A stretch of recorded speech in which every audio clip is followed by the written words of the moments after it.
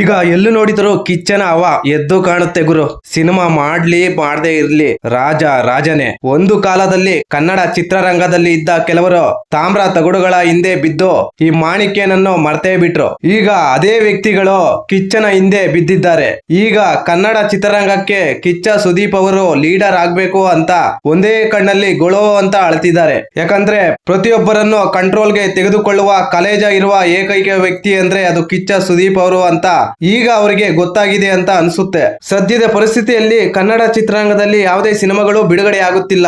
ಆದ್ರೂ ಕಿಚ್ಚ ಸುದೀಪ್ ಅವರ ಹವ ಎದ್ದು ಕಾಣುತ್ತೆ. ಇಡೀ ಕರ್ನಾಟಕದಲ್ಲಿ ಒಳ್ಳೆಯ ವಿಚಾರವಾಗಿ ಸದ್ದು ಮಾಡುತ್ತಿರುವ ಏಕೈಕ ನಟ ಅಂದ್ರೆ ಅದು ಕಿಚ್ಚ ಸುದೀಪ್ ಮಾತ್ರ. ಇನ್ನೊಂದು ಕಡೆ ನಮ್ಮ ಜಾಲಹಳ್ಳಿ ಜಲಗಾರ ಸುದ್ದಿ ಮಾಡ್ತಿದ್ದಾರೆ, ಅದು ಬೇರೆ ವಿಚಾರಕ್ಕೆ. ಕೆಲವು ತಾಮ್ರ ಗಿರಾಕಿಗಳು ನ್ಯೂಸ್ ಚಾನೆಲ್ ಗಳಲ್ಲಿ ಬ್ರೇಕಿಂಗ್ ನ್ಯೂಸ್ ಗಳು ಆಗೋದ್ರೆ, ಆದ್ರೆ ಕಿಚ್ಚ ಮಾತ್ರ ಅದೇ ನ್ಯೂಸ್ ಚಾನೆಲ್ ಕಟ್ಟಡವನ್ನು ಉದ್ಘಾಟನೆ ಮಾಡೋದಕ್ಕೆ ಮುಖ್ಯ ಅತಿಥಿಯಾಗಿ ಹೋಗಿ ರಿಬ್ಬನ್ ಕಟಿಂಗ್ ಮಾಡಿ ಬಂದಿದ್ದಾರೆ. ಇಷ್ಟೇ ತಾಮ್ರಕ್ಕೂ ಮಾಣಿಕ್ಯನಿಗೂ ಇರುವ ವ್ಯತ್ಯಾಸ.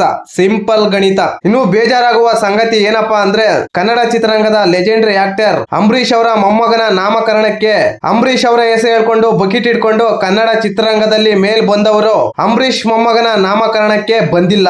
ಈ ಜೋಡೆತ್ತುಗಳು ರಕ್ಷಿತ್ ಅವರ ತಮ್ಮನ ಮದುವೆಗೆ ಹೋಗೋದಕ್ಕೆ ಆಗುತ್ತೆ, ತೇಜಸ್ವಿ ಸೂರ್ಯ ಮದುವೆಗೆ ಹೋಗೋದಕ್ಕೆ ಆಗುತ್ತೆ. ಆದ್ರೆ ಅಂಬರೀಶ್ ಅವರ ಮೊಮ್ಮಗನ ನಾಮಕರಣಕ್ಕೆ ಬರೋದಕ್ಕೆ ಮಾತ್ರ ಟೈಮ್ ಇಲ್ಲ ಅಂತ ಅನ್ಸುತ್ತೆ. ಕೆಲಸ ಆಗೋವರೆಗೂ ಅಪ್ಪಾಜಿ ಅಂತ ಬಕೆಟ್ ಹಿಡಿದವರು ಕೆಲಸ ಮುಗಿದ ಮೇಲೆ ನೀನ್ ಯಾರಪ್ಪ ಅನ್ನುವ ರೀತಿ ವರ್ತನೆಗಳು ತೋರಿಸ್ತಿದ್ದಾರೆ. ಇವತ್ತೇನಾದ್ರೂ ಅಂಬರೀಶ್ ಇದ್ದಿದ್ರೆ ಜಾಡ್ ಸೊದ್ದು ಎಲ್ಲಾನು ಹೊರ ಹಾಕ್ತಿದ್ರೇನೋ ಗೊತ್ತಿಲ್ಲ. ಯಾರೇ ಬರ್ಲಿ ಯಾರೇ ಹೋಗ್ಲಿ ಶುಭ ಕಾರ್ಯ ಅಂತ ಬಂದ್ರೆ ಅಲ್ಲಿ ಕಿಚ್ಚ ದಂಪತಿಗಳು ಇರ್ಲೇಬೇಕು. ಸ್ಯಾಂಡಲ್ವುಡ್ ಗೆ ಭೂಸೈನ ಮಗ ಅಯ್ಯೂರ್ ಅಂತ ಸಾಕಷ್ಟು ಜನರು ಬರಬಹುದು, ಬರ್ದೇ ಇರಬಹುದು. ಇಲ್ಲಿ ಇರೋದು ಮಾತ್ರ ಕಿಂಗ್ ಕಿಚ್ಚ ಸುದೀಪ್ ಅವರು ಮಾತ್ರ.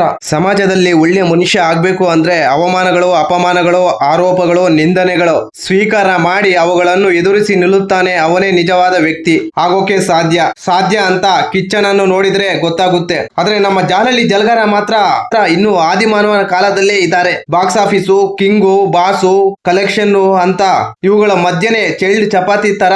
ಅದರ ಜೊತೆಗೆ ಅವರ ಪ್ಯಾಚ್ ವರ್ಕರ್ಸ್ ಫ್ಯಾನ್ಸ್ ಗಳು ಬೇರೆ. ಕೆಲವರು ಅವಾರ್ಡ್ ಗಳಿಂದ ಹೋದ್ರೆ ಕಿಚ್ಚನಿಗೆ ಬೇಡ ಅಂದ್ರು ಅವಾರ್ಡ್ ಗಳು ಕೊಡ್ತಾರೆ. ಆದ್ರೂ ಅವಾರ್ಡ್ ಗಳನ್ನು ಕಿಚ್ಚ ಸ್ವೀಕಾರ ಮಾಡಲ್ಲ. ಇವರು ಅವಾರ್ಡ್ ತೆಗೆದುಕೊಂಡಿಲ್ಲ ಅಂದ್ರೆ ಇಡೀ ಸರ್ಕಾರನೇ ಶೇಕ್ ಆಗುತ್ತೆ.